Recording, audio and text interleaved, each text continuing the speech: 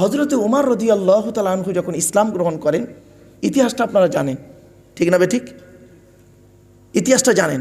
উনি ওনার বোন কোরআন তেলাওয়াত করছিল, কোরআন একটা আয়াত মনে পড়ছে কি তেলাওয়াত করছিলেন, তারপরে উনি ইসলাম গ্রহণ করলেন, অনেক মারধর, বোনকে মারধর করেছিলেন ইত্যাদি ইত্যাদি ইত্যাদি। যাক, ইসলাম গ্রহণ করলেন ওমর রাদিয়াল্লাহু তাআলা আনহু। আল্লাহ নবী আল্লাহর কাছে দোয়া চেয়েছিলেন, আল্লাহ হয় ওমর নইলে আবু জাহাল, হয় ওমর নইলে আবু জাহাল। এই দুটো ছিল খুব, দুজন ব্যক্তি ছিলেন খুব মানুষ, মানে খুব শক্তিশালী মানুষ বিভিন্ন দিক থেকে, শুধু শরীরের দিক থেকে নয়, শারীরিক, মানসিক, দৈহিক এবং সামাজিক বিভিন্ন দিক থেকে শক্তিশালী। আল্লাহ এই দুজনের আপনি যাকে পছন্দ করেন তাকে ইসলামের মধ্যে প্রবেশ করিয়ে দিন। তা আল্লাহ রাব্বুল আলামিন পছন্দ করেছেন কাকে? ওমরকে। তাই ইসলামের মধ্যে বিভিন্ন অ্যাঙ্গেল থেকে ইসলামের মধ্যে হযরত ওমরকে প্রবেশ করিয়ে দিলেন। হযরত ওমর রাদিয়াল্লাহু তাআলা ইসলাম গ্রহণ করলেন। ফারুক নামটা কবে হলো? ওনার নাম কি, অরিজিনাল নাম? ওনার বাপের নাম কি? খত্তাব। কি বললাম? ওনার অরিজিনাল নাম হলো ওমর ইবনুল খত্তাব, ওমর ইবনে খত্তাব, খত্তাবের ছেলে ওমর। ভালো করে শুনে নিন। গেল। এবারে ফারুক নামটা কবে পেলেন উনি? ফারুক নামটা পেলেন একদিন একজন মুসলমান আর একটা ইহুদি জমির জায়গার পানি নিয়ে, পানি বোঝেন তো, ওই মাঠে পানি দেওয়া নিয়ে সমস্যা তৈরি হয়েছে। তো দুজনে মিলে, ওই ইহুদি আর মুসলমান দুজনে মিলে আল্লাহ নবীর কাছে বিচার করতে দিয়েছিলেন। ভালো করে শুনে নিন, রেগে যাবেন না কেউ কিন্তু বাপ। নবীজির কাছে বিচার করতে দিলেন। তো নবীজি বিচার করে দিলেন। নবীজি দেখলেন মুসলমানটার দোষ বেশি, মুসলমানটার দোষ বেশি, অতএব দোষী মুসলমানটা। অতএব নবীজি করলেন কি, ওই ইহুদিদের পক্ষে রায় দিলেন, ইহুদির পক্ষে রায় দিলেন।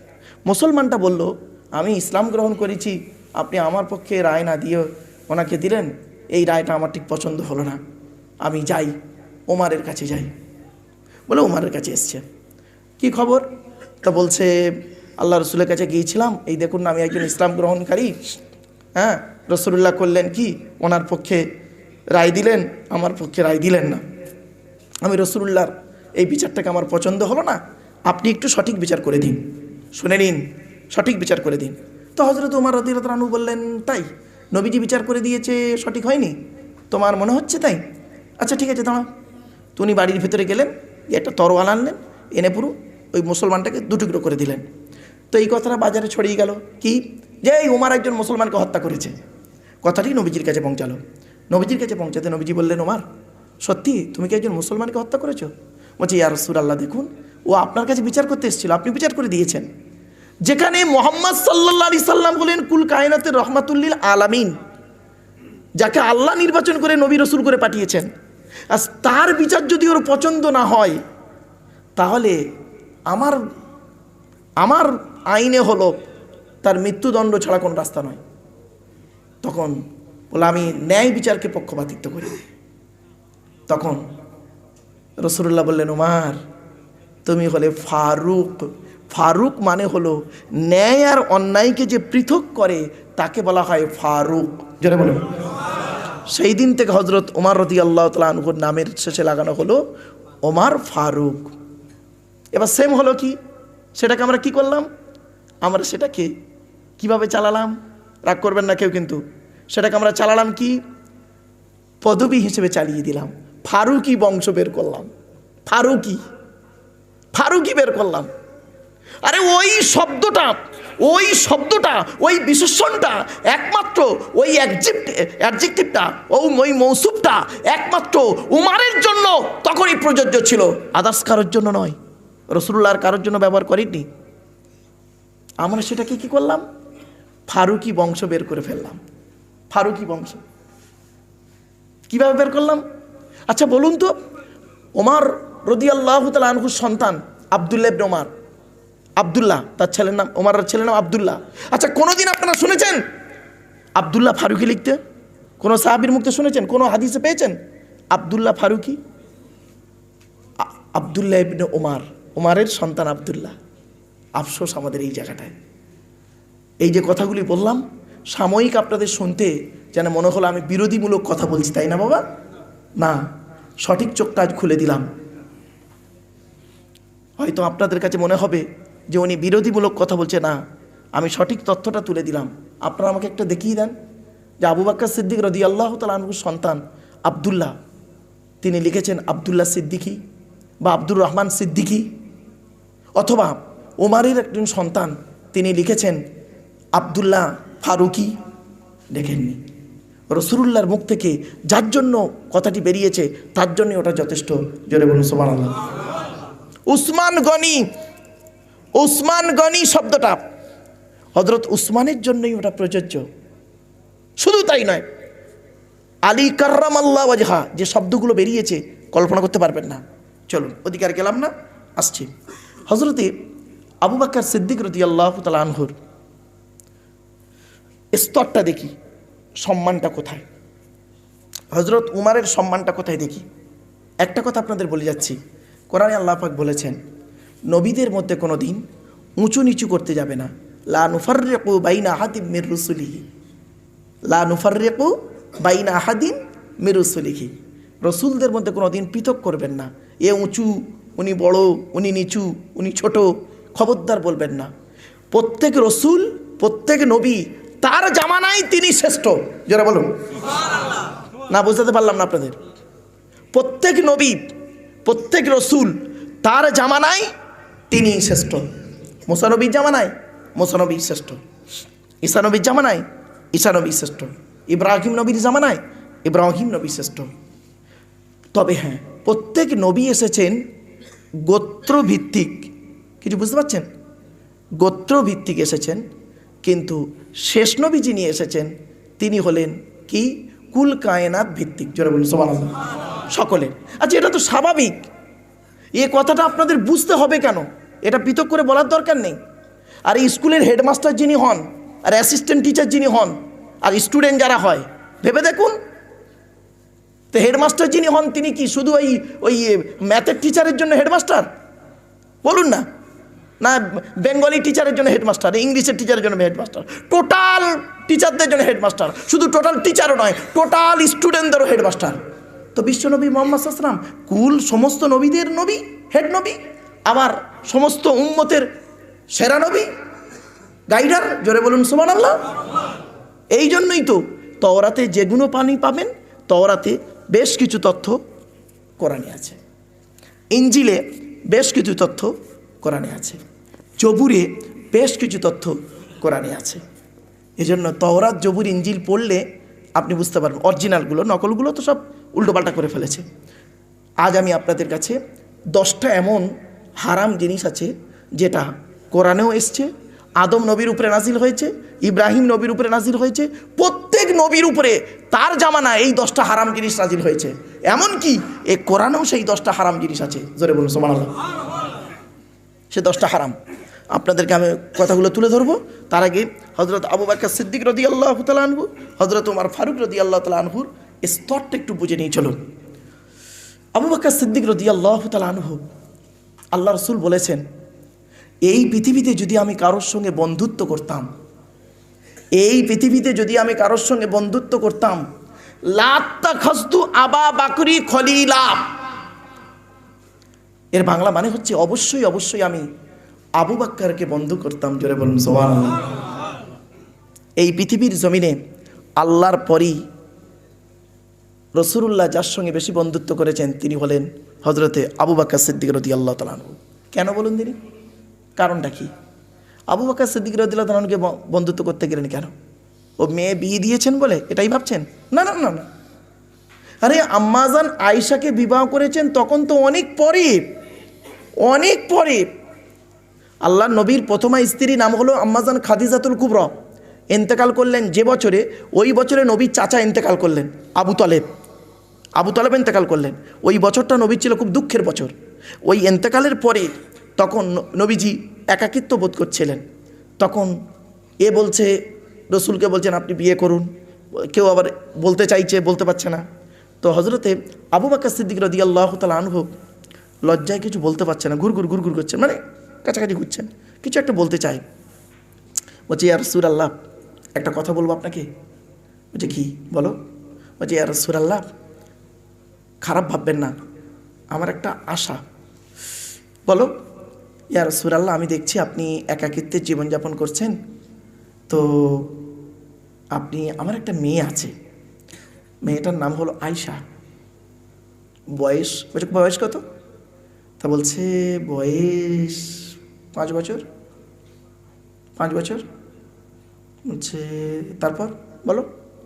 তা বলছে যদি আমার মেয়েকে বিয়ে করতেন তাহলে আমি খুব একটু খুশি হতাম। তো নবীজি বলছে, নবীজি খুব খুব রসালো মানুষ ছিলেন। নবীজি আবু বকর সিদ্দিক রাদিয়াল্লাহু তাআলার মুখের দিকে চেয়ে বলছে, তোমার মেয়ের বয়স কত বললে? তা হুজুর 5 বছর। আমার বয়স কত? 50 বছর। 50 বছর? মাথা ঠিক আছে? মাথা ঠিক আছে? স্বাভাবিক তো, আমার বয়স 50 বছর, তোমার মেয়ের বছর 5 বছর, আর তুমি আমাকে তোমার মেয়ের বিয়ে করতে বলছো? এটা সম্ভব? মাথা ঠিক আছে? তোমার উদ্দেশ্যটা কি বলো তো? উদ্দেশ্যটা কি? তখন আবু বকর সিদ্দিক রাদিয়াল্লাহু আনহু বলছে, ইয়া রাসূলুল্লাহ, আমার উদ্দেশ্য একটা, অন্য কিচ্ছু নয়। কিয়ামতের দিন হাসরের ময়দানে যখন কেউ কারোর সুপারিশ করতে পারবে না, প্রত্যেকে নিজের নিজের পড়ে থাকবে, আল্লাহ যাকে অনুমতি দেবেন তিনি সুপারিশ করতে পারবেন। তবে আল্লাহ সর্বপ্রথম যাকে অনুমতি দেবেন সুপারিশ করার, তিনিই হলেন আপনি। অতএব আমার উদ্দেশ্য হলো একটাই, এই আবু বকর পৃথিবীর জমিনে এমন কোনো কাজ করতে পারিনি জান্নাত আমার জন্য হয়ে যাবে। আমি এতটুকু বলতে পারবো না, তবে এতটুকু যেন কিয়ামতের মাঠে বলতে পারি, ওগো আল্লাহ গো দয়াময়, আজকের দিনে হাসরের ময়দানে আপনি যার কথা শুনবেন তার সঙ্গে আমার কিছু না হোক একটা রক্তের সম্পর্ক রয়েছে, বৈবাহিক সম্পর্ক। আপনি কোরআনে বলেছেন নাসাবাহু ওয়াসিগরা, সূরা ফুরকানে বলেছেন আল্লাহ যে আমি আল্লাহ পৃথিবীর জমিনে তোমাদের সম্পর্ক বাড়িয়ে দিয়েছি, শ্বশুর জামাইয়ের সম্পর্ক দিয়েছি, এই ওসিলায় আমি যেন কিয়ামতের মাঠে বলতে পারি আজকের আপনি যার অনুমতি দেবেন কথা বলবে সকলের প্রথম, তিনি হলেন আমার জামাই। এই ওসিলায় যেন আল্লাহ পাক আমাকে নাজাত দান করে। এটাই উদ্দেশ্য, অন্য কোনো উদ্দেশ্য নয়। বললো তাই। নবীজি চুপ করে গেলেন, সেদিন আর কিছু বললেন না, শুনে নিন ঘটনা, কিছু বললেন না, বাড়ি চলে গেলেন। পরের দিন জিবরাইল ফেরেশতাকে আল্লাহ পাঠিয়েছে। জিবরাইল এসে বলছে, ইয়া রাসূলুল্লাহ, একটা কথা বলবো আপনাকে। জি বলুন। বলছে আমি এই আপনার প্রথমা স্ত্রী খাদিজা রাদিয়াল্লাহু তাআলা আনহা ইন্তেকালের কয়েকদিন আগে আপনাকে একটা মেয়ের ছবি দেখিয়েছিলাম, মনে আছে? ঘটনাটা শুনে নিন তাহলে বলি। বলবো না? শুনে নিন। আম্মাজান খাদিজা যখন শরীরটা একটু অসুস্থ হয়ে গেছে তখন আল্লাহ নবী একটু চিন্তিত। তো হঠাৎ জিবরাইল ফেরেশতা এসে একজন মেয়ে ছেলের ছবি দেখিয়েছিলেন, মেয়ে ছেলের ছবি। তো জিবরাইল বলছেন, ইয়া রাসূলুল্লাহ, এই মেয়েটা দেখতে ভালো? তো রাসূলুল্লাহ বলছেন, হ্যাঁ, খারাপ নয় তো, ভালো তো, আল্লাহ সৃষ্টিজীব কোনোদিন খারাপ হয়? ভালো। তখন রাসূলুল্লাহ বলছেন, আচ্ছা জিবরাইল, এই মেয়েটার ছবি দেখানো হচ্ছে কেন আমাকে এই মেয়েটার ছবি দেখাচ্ছেন কেন? কারণটা কি জানতে পারি? জিবরাইল বললেন, ইয়া রাসূলুল্লাহ, ইয়া হাবিবাল্লাহ, হুজুর, এই যে মেয়েটির ছবি আপনাকে দেখিয়ে দিয়ে যাচ্ছে আজকে, আপনার জীবনের শেষ নিঃশ্বাসটা ত্যাগ হবে এই মেয়েটির কোলে মাথা রেখে। সে কি? তাহলে আমার খাদিজা কি হবে? আল্লাহ রসুলকে বললেন, ইয়া রাসূলুল্লাহ, আপনার খাদিজা কয়েকদিনের মধ্যে ইন্তেকাল করবে, আল্লাহর ডাকে সাড়া দিয়ে চলে যাবে, তারপরে এই নারীটি আপনার স্ত্রী হবে। বলে তাই? সেদিন থেকে রাসূলুল্লাহ বুঝতে পারলেন খাদিজা আর পৃথিবীতে বেশি দিনের অতিথি নয়, হয়ে গেল। ঠিক আবু বকর সিদ্দিক যেদিন বললেন তার পরের দিনে জিবরাইল ফেরেশতা এসে বলছেন, ইয়া রাসূলুল্লাহ, ইয়া হাবিবাল্লাহ, হুজুর, কয়েকদিন আগে আমি যে মেয়েটার ছবি দেখিয়েছিলাম, যে মেয়েটার ছবি আমি আপনাকে দেখিয়েছিলাম, সেই মেয়েটা অন্য কেউ নয়, উনি হলেন আবু বকরের কন্যা আয়েশা। তখন নবীজি চুপ করে গেলেন। পরের দিন এসে বললেন, আবু বকর, তুমি তোমার মেয়েকে আমার সঙ্গে বিয়ে দিতে পারো। কি বুঝলেন আবু বকর কেমন ব্যক্তি এবার বুঝতে পারছেন?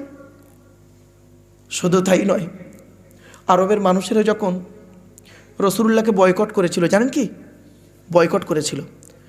মানে ঘটনাটা বলি, আরবের মানুষেরা এসে আবু তালেবকে বলছে, নবী চাচাকে বলছে, নবীকে তো ডাইরেক্ট বলতে পারছে না, চাচা আবু তালেব বেঁচে আছে, মোতাওয়াল্লি বেঁচে আছে, বলছে আবু তালেব একটা কথা বলবো, কিছু মনে করো না, তুমি কিছু মনে করো না, তোমাকে একটা কথা বলছি, তুমি ভালো মানুষ, সম্পর্ক আছে, ভালো থাকবে, শোনো। কি বলো? এই তোমার ভাইপো যা কারবার শুরু করেছে, খুব সমস্যা তৈরি হচ্ছে, এক কাজ করো, হয় তুমি ভাইপোকে ছেড়ে দাও, আর নইলে গ্রাম ছেড়ে দাও, কি করবে সিদ্ধান্ত নাও। ব্যাস, তখন আবু তালেব চুপ করে আছেন। কিছুক্ষণ পরে ওনার আব্বার কথাটা মনে পড়েছে। শুনে নিন, আল্লাহর নবীর দাদু আব্দুল মোত্তালেব যখন ইন্তেকাল করেন, তার কয়েকদিন আগে আবু তালেবকে ডেকেছে ওই নবীর চাচা, আলীর বাপ, হযরত আলীর বাপ হচ্ছে আবু তালেব। আলী হলো নবীর চাচাতো ভাই, আবার এদিকে জামাই, পরে হয়েছে জামাই, আগে ছিল চাচাতো ভাই। তো করেছে কি, আব্দুল মোত্তালেব মানে নবীর দাদু আবু তালেবকে ডেকেছে, চাচাকে ডেকে বলছে, আবু তালেব এদিকে এসো, মোহাম্মদ এদিকে এসো। দুজনকে ডেকেছে, ডেকে বলছে, আব্দুল মোত্তালেব হাতটা বাড়িয়েছে, বাড়িয়ে বলছে, আবু তালেব তোমার হাতটা দাও। তা আবু তালেব বাপ বলেছে, হাত দিয়েছে। মোহাম্মদ দাদু ভাই তোমার হাতটাও দাও, দিয়েছে। তারপরে আব্দুল মোত্তালেব বাম হাতটা দিয়েছে। তাহলে দুই হাতের মাঝখানে কার কার হাত বলুন, একটু কথা বলুন আমার সাথে। চাচা আবু তালেব আর নবী মোহাম্মদ সাল্লামের হাত, আর নিচে দাদুর হাত, ওপরে দাদুর হাত দিয়ে বলছে, আবু তালেব আমি তোমার বাপ আব্দুল মোত্তালেব, জীবনে তোমাদের কাছে আমি সন্তান বাপ হিসেবে কারোর কাছে কিছু চাইনি, তবে আজকের একটা কথা তোমার কাছে চাইবো, ওয়াদা। কিসের ওয়াদা বলুন আব্বা? বলছে, আমার এই এতিম নাতি মোহাম্মদকে আমি তোমার হাতে তুলে দিয়ে যাচ্ছি, তুমি আমার সঙ্গে প্রতিজ্ঞা করো, যতদিন বাঁচবে সুখ দুঃখে এই নাতি মামা তোমার ভাইপোকে যত্ন করে রাখবে। তা আবু তালেব বলেছিলেন, আব্বা আমি আজ ওয়াদা করলাম, যতদিন বাঁচব কোনো দিন আমি এ প্রতিজ্ঞা ভঙ্গ করব না, সব কিছু ছেড়ে দেবো, তাও বিয়াচ্ছা, মোহাম্মদকে ছাড়বো না। ব্যাস, যেই আরবের লোকেরা এসে বলল যে, আবু তালেব দেখো এটা ঠিক হচ্ছে না, হয় তোমার ভাইপো ছাড়ো, নইলে তুমি গ্রাম ছেড়ে দাও, তোমার ভাইপো আমাদের খুব ডিস্টার্ব করছে, ইত্যাদি ইত্যাদি অনেক প্রশ্ন, যাই হোক ওদিকে আর যাচ্ছি না। তখন ওই আবু তালেবের ওই আব্বার কথা মনে পড়ে, তখন বলল, শোনো আমি ভাইপো ছাড়তে, এই গ্রাম ছাড়তে রাজি, ভাইপো ছাড়তে রাজি নয়। কেমন মহব্বত দেখেছেন, কেমন মহব্বত। আচ্ছা, এখান থেকে কি শিক্ষা নিলেন? কি শিক্ষা নিলেন? আমি তো ঘটনাটা বললাম, আপনার সুবহানাল্লাহ বললেন। কি শিক্ষা নিলেন? ওয়াজ শুনলে হবে না, একটা ঘটনা শুনলেন, ওর থেকে আমাদের কি লাভ হলো, ওই লাভটা কি, শিক্ষাটা কে নেবেন? তাহলে আবু তালেব ভাইপোর জন্য বাপের প্রতিজ্ঞাকে ভঙ্গ না করে গ্রাম ছাড়তে বাধ্য হলো, আর আপনি এমন চাচা, বাপ মারা গেছে, ভাইপোর মার খাওয়া বাবা লাইন করেছেন পার্টির নেতা দিয়ে। শুধু তাই না, আপনি এমন চাচা, ভাইপোর আচালা বাঁশ দিয়েছেন, আপনি আবার চাচা বলে দাবি করেন। বাপ মরে গেছে, চাচা বেঁচে আছে, ভাইপোদের সম্পত্তি নিজের নামেই রেকর্ড করে নিয়ে বসে আছেন, উনি আবার হাজি সাহেব। দেখেছেন, এত সহজ আপনি ভাবলেন? আপনাদের কে শেখালো এই গালে দাঁড়িয়ে মাথায় টুপি দিলে জান্নাতি? কে শেখালো আপনাদের এই গালে দাঁড়িয়ে মাথায় টুপি দিলে জান্নাতি? শুনবেন, একটু ধৈর্যের পরিচয় দিন। চলুন এবারে আবু তালেব বলল, ঠিক আছে ঠিক আছে, এই চল আব্বু চলো। ব্যাস চলে গেল। কোথায় গেল জানেন? গ্রাম থেকে দূরে একটা গাছের তলায় থাকতে লাগলো। বহুদিন বয়কট, গ্রামে ঢুকলে কুয়া থেকে পানি নিতে দেয় না, যে কি কষ্ট। আল্লাহ রসুল বলছেন, সেই দিন করেছে কি আমার চাচা, আমরা এমন খাবার খেতাম, দেখেছি গাছের পাতাও পর্যন্ত আমাদের খেতে হয়েছে। সেই সময় একটাই মানুষ ওই আবু বকর সিদ্দিক কয়েকদিন দেখে সোজা গিয়ে আমাদেরকে বলল, আমি রিস্ক নিলাম, আমার চাচাকে বলে আমাদেরকে নিয়ে আবার উনি চলে এলেন।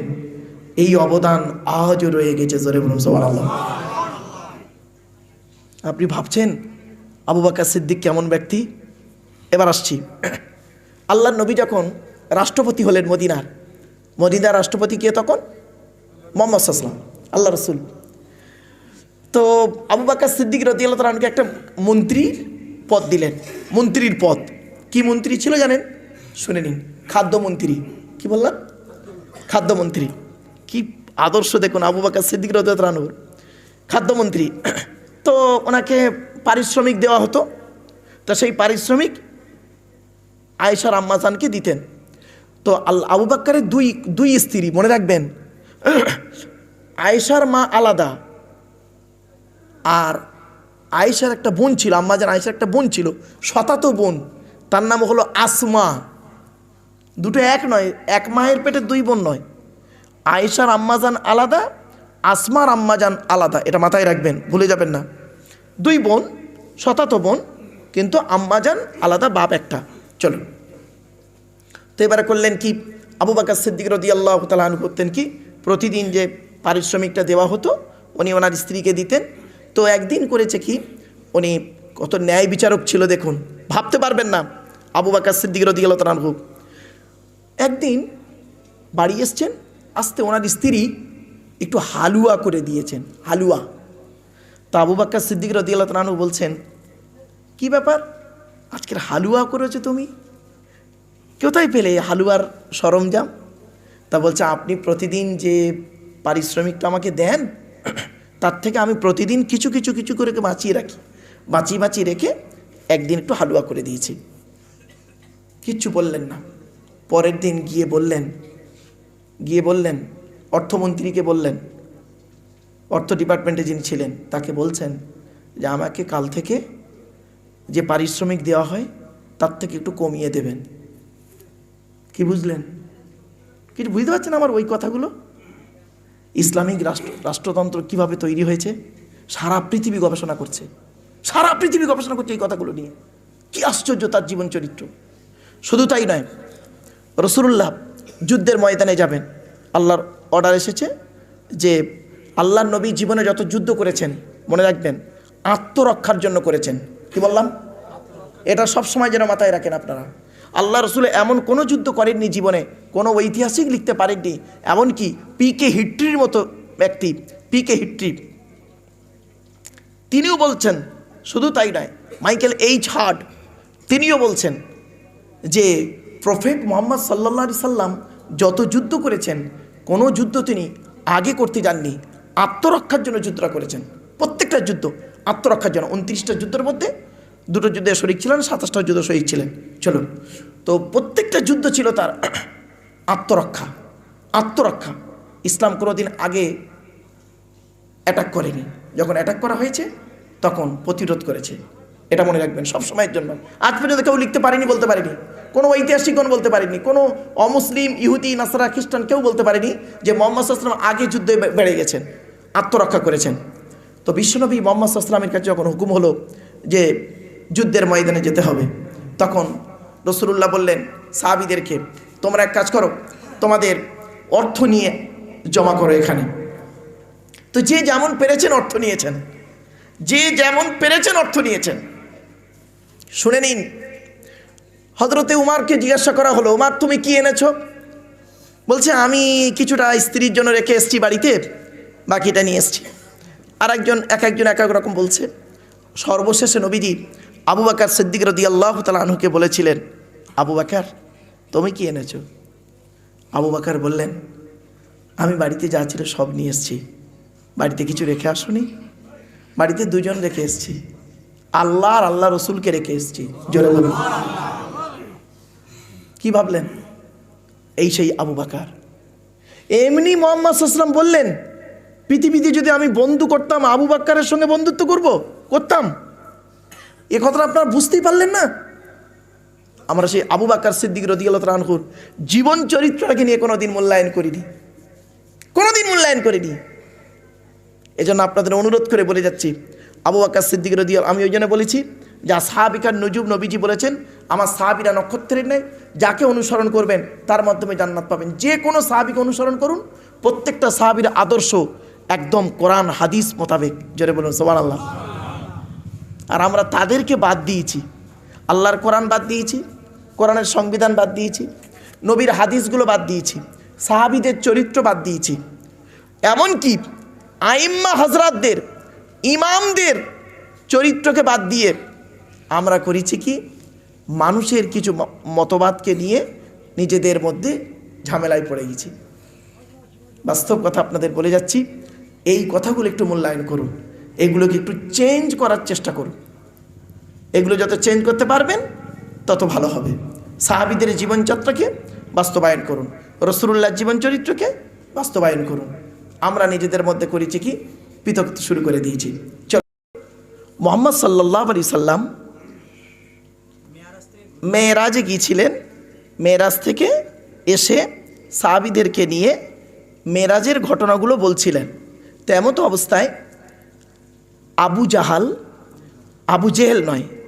জাহাল রাস্তায় আবু বকর আসছেন, আর আবু জাহাল গিয়ে বলছেন, এই আবু বকর, এই তোমার বন্ধু, তুমি তো তার কথা ছাড়া ওঠো না, কি হয়ে শুনেছ?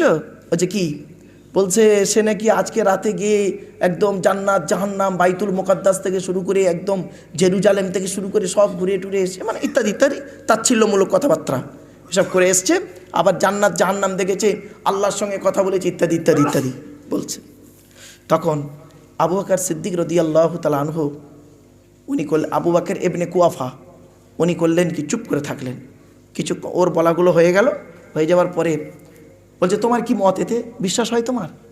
বলো, তুমি তো একটা জ্ঞানমান মানুষ, ভদ্র মানুষ, বলো দেখি এটা সম্ভব? তখন আবু বকর ইবনে কুয়াফা কি বলেছিল জানেন? আমার নবীর মুখ থেকে যদি এই কথাটা উনি বলে থাকেন তাহলে আমি বিশ্বাস করি এটা 100% সত্য। ব্যাস, এখানে ভালো করে বুঝে নিন এই জায়গাটায়। তো উনি করলেন কি, বাড়ি এলেন, মুহাম্মদ সাল্লাল্লাহু আলাইহি ওয়াসাল্লামের কাছে এলেন। আসার পরে রাসূলুল্লাহ জিজ্ঞেস করলেন, কি আবু বকর, কি ব্যাপার? তা বলছে, এই রাস্তায় দেখা হয়েছিল আবু জাহালের সঙ্গে, আর এই কথাটা বলেছে। তখন নবীজি বললেন, তুমি কি বললে? বললো, ইয়া রাসূলুল্লাহ, আমি তখন বলেছি যে আমার নবীর মুখ থেকে যদি কথাটা বের হয়ে থাকে তাহলে আমি এটা বিশ্বাস করি, এটা সত্য কথা বললেন। তখন আল্লাহ রসুল বলেছিলেন, আন্তা সিদ্দিকুন, আন্তা মানে তুমি, সিদ্দিকুন শব্দের অর্থ হলো অধিক সত্যবাদী। সেই দিন থেকে তার নাম হয়ে গেল আবু বকর ইবনে কুয়াফা, বলা হয় না আবু বকর সিদ্দিক। এখন প্রশ্ন হলো, ওই উপাধিটা ভালো করে বুঝবেন, এখানে খুব মারাত্মক একটা আলোচনা, খুব ইমানটাকে ঠিক রাখুন, ব্রেনটাকে ঠিক রাখুন, কেউ রেগে যাবেন না। আমার বক্তব্যের আগে আমি শব্দটা ইউজ করেছি, রেগে যাবেন না কেউ। ওই সিদ্দিক শব্দটা, আন্তা সিদ্দিকুন, তুমি একজন অধিক সত্যবাদী, এই কথাটা উনি আল্লাহ রসুল কাকে বলেছিলেন? আবু বকর কি অন্য কোনো সাহাবীকে বলেছিলেন? বলেননি। আচ্ছা, আল্লাহর নবী আবু বকরের পরেও কোনো সাহাবীকে বলেছিলেন? বলেননি। তাহলে ওই কথাটা ওনার জন্যই প্রযোজ্য, আদার্স কারোর জন্য নয়। আমরা সেটাকে করলাম কি, বংশেই পরিণত করে নিলাম। আমরা সেটাকে কি করলাম, বংশেই পরিণত করে নিলাম। আচ্ছা, আবু বকর সিদ্দিক রাদিয়াল্লাহু তাআলা আনহু ছেলে আব্দুর রহমান যারা ছিল, তারা কোনোদিন লিখেছেন আব্দুর রহমান সিদ্দিকী? একটা হাদিস দেখাতে পারবেন কেউ? তাহলে আপনি পেলেন কোথা থেকে? কান গরম হয়ে যাবে, একদম দেখবেন কান থেকে ধোঁয়া বেরোবে এবার আপনাদের কথাটা শোনার পর। ওই শব্দটা, ওই আদর্শটা, ওই টাইটেলটা, ওই লকবটা একমাত্র আবু বকরের জন্য প্রযোজ্য, আদার্স কারোর জন্য প্রযোজ্য নয়। ঠিক না বেঠিক? আমরা সেটাকে পদবী হিসেবে চালিয়ে আসছি। জাস্ট ফর এক্সাম্পল, এটা গেল একটা দিক। আর একটা দিক বলছি, আসি বাম দিকের সাহাবীটার নাম কি? হযরত ওমর, ওনার নাম কি পুরো নাম? ওমর ফারুক, তাই তো? ওনার ফারুক ওনার নাম নয়। ওই ঠিক ওই আবু বকরের মধ্যে একটা টাইটেল আছে ওনার, রসুল দিয়েছিলেন। শুনে নিন ঘটনাটি। আফসোস এই জায়গাটায়, যে মিথ্যা কথা বলে তাকেও সিদ্দিক বলতে ঘৃণা লাগে। সিদ্দিক শব্দের আবিধানিক অর্থ হলো অধিক সত্যবাদী। অধিক সত্যবাদীকে বলা হয় সিদ্দিক। আপনি যাকে তাকে লাগিয়ে দিলেন, যাকে তাকে শব্দটা লাগিয়ে দিলেন, চিটিং বা চোর, মিথ্যা কথা বলে কথায় কথায়, তাকে সিদ্দিক বলে দিলেন। তাহলে আপনার নামের সঙ্গে প্রযোজ্য হলো সৈয়দ শব্দটা। এখন তো এভিডেভিট করে সৈয়দ হয়, এভিডেভিট করে সৈয়দ হয়। এসব ইতিহাস যদি আপনাদের বলি, আপনারা আমাকেই তো উল্টোপাল্টা বলতে শুরু করে দেবেন। তবে জ্ঞানীগুণী যারা, তারা কিন্তু চিন্তা করবে কথাটা তো প্রযোজ্য। আবু বকর সিদ্দিক রাদিয়াল্লাহু তাআলা আনহুর কোনো সন্তান তার নামের শেষে সিদ্দিকই ব্যবহার করতেন না। একটা দেখান আমাকে, একটা দেখান যে আবু বকর ছেলে, তিনি লিখেছেন তার নাম আব্দুর রহমান, আব্দুর রহমান সিদ্দিকী। তারপরে ছেলে লিখেছে, তার ছেলের নাম ধরুন একটা সাপোজ নাম জুবায়ের, মানে আব্দুল খালেক ধরুন, জাস্ট উদাহরণ। তিনি লিখেছেন আব্দুল খালেক সিদ্দিকী, তার ছেলে লিখেছে অমুক সিদ্দিকী, তার ছেলে লিখেছে অমুক সিদ্দিকী। একটা দেখান, দেখেন একটা। আমরা সেটাকে ব্যবহার করলাম পদবী হিসেবে। ঠিক সেম একটা ব্যবহার হচ্ছে। দেখি চলুন।